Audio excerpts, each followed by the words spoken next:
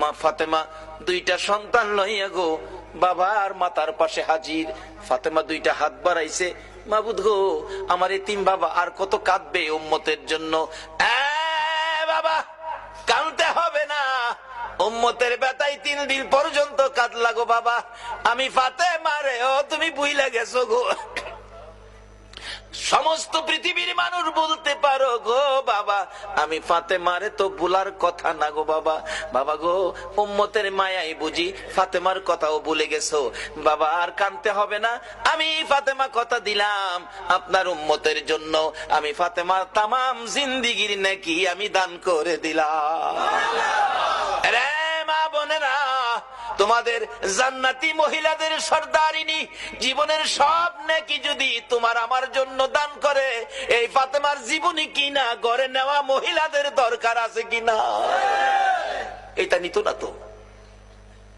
নিব ভট্টাচার্যের লেখা উপন্যাস। মিথ্যা বলছি?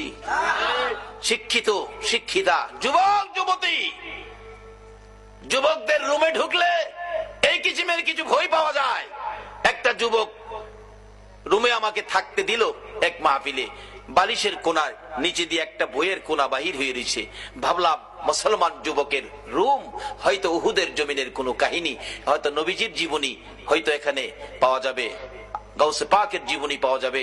টান দিয়া বাহির করে দেখি বইটার মধ্যে লেখা তোমার আমার ভালোবাসা। আল্লাহর কসম করে বলছি এই বালিশটার নিচের বইটাই লেখা তোমার আমার ভালোবাসা। তুমি কার লেখা ভালোবাসা পড়তেছো? এটা তোমার মুসলমানদের জন্য এটা শুভ লক্ষণ নয়। মাগো ও যুবতীরা, উপন্যাস পড়ে রাত্র কাটাইও না।